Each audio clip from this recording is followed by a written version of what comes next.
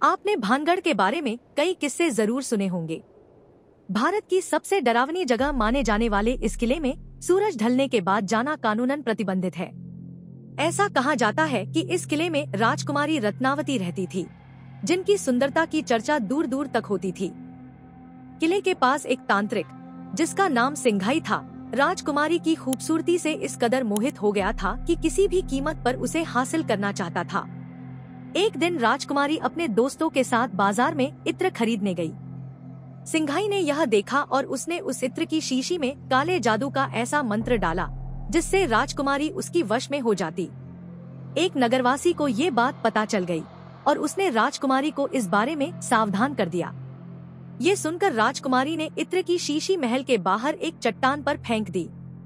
काले जादू के प्रभाव से वो चट्टान सिंघाई की ओर आकर्षित हुई और उसे कुचल दिया। अपनी अंतिम सांस लेते हुए सिंघाई ने पूरे भानगढ़ को श्राप दे दिया कि ये स्थान कभी भी सुखी नहीं रहेगा और यहाँ रहने वाला हर व्यक्ति मारा जाएगा। कुछ समय बाद मुगल योद्धाओं ने भानगढ़ पर हमला किया और उस पर कब्जा कर लिया। इस युद्ध में 10,000 से अधिक लोग मारे गए, जिसमें कई औरतें और छोटे बच्चे भी शामिल थे। राजकुमारी रत्नावती को उनके कक्ष में ही मार दिया गया। ऐसा माना जाता है कि उन मारे गए लोगों की आत्माएं अब भी किले में भटकती हैं और जो कोई भी सूरज ढलने के बाद यहाँ जाता है वो कभी लौटकर नहीं आता। मेरा नाम रश्मि है और एक कॉलेज की स्टूडेंट हूँ। मुझे एडवेंचर काफी पसंद है।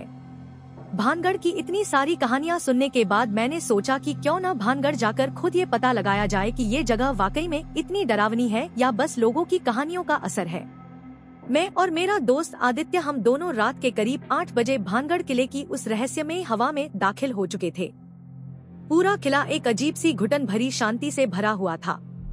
हवा में एक अजीब सा सन्नाटा था, मानो वक्त थम सा गया हो। गार्ड को पैसे देकर अंदर घुसे तो लगा जैसे किसी और ही दुनिया में आ गए हों। हमारे पास सिर्फ एक टॉर्च थी और उसका हल्का सा उजाला किले की पुरानी दीवारों पर पड़ रहा था, जो और भी डरावना माहौल बना रहा था। हमने चारों ओर नजर दौड़ाई और महसूस हुआ कि इस जगह पर कुछ न कुछ रहस्य छिपा हुआ है। हमारे कदम धीरे धीरे एक खाली से हॉल की ओर बढ़ने लगे। जैसे ही हम हॉल के अंदर पहुँचे, अचानक हवा में ठंडक बढ़ गई। आदित्य ने मुझसे कहा, क्या तुझे भी ठंड लग रही है?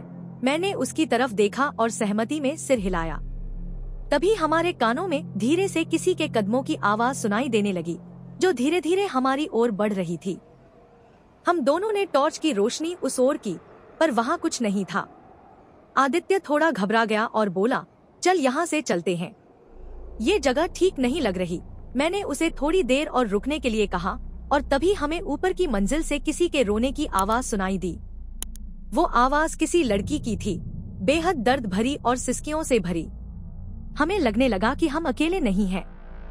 आदित्य ने मेरी तरफ देखा और धीरे से कहा, तूने वो आवाज सुनी? मैंने सिर हिलाया और हम दोनों ने हिम्मत करके सीढ़ियों की ओर बढ़ना शुरू किया। जैसे जैसे हम ऊपर की ओर जा रहे थे, वो रोने की आवाज और भी तेज हो रही थी। ऐसा लग रहा था जैसे वो आवाज हमारी आत्मा को छू रही हो। हर सिसकी के साथ हमारी रूह कांप रही थी। ऊपर पहुंचते ही हमें एक पुरानी सी खिड़की के पास कोई साया दिखाई दिया। वो लाल साड़ी में एक महिला का साया था और उसकी परछाई दीवार पर साफ साफ दिखाई दे रही थी। वो दीवार पर ऐसे दिख रही थी मानो हमसे कुछ कहना चाहती हो। आदित्य के चेहरे पर पसीना था, उसकी सांसें तेज हो रही थी। तभी अचानक वो साया तेजी से हमारी ओर बढ़ने लगा और हमारे पास की दीवार पर खून के धब्बे दिखने लगे, जो पहले वहाँ नहीं थे। घबराकर मैंने आदित्य को खींचा और हम दोनों नीचे भागे। सीढ़ियों से उतरते समय हम दोनों ने फिर वही पायल की छन छन की आवाज सुनी और इस बार वो आवाज हमारे ठीक पीछे थी। नीचे पहुंचकर हमने मुड़कर देखा तो वही साया अब भी हमारे पीछे था। हम दोनों बिना रुके किले से बाहर की ओर भागे और जैसे ही बाहर निकले, वो साया अचानक गायब हो गया। हमारे रोंगटे खड़े थे, दिल जोरों से धड़क रहा था और हम दोनों की सांसें उखड़ रही थी।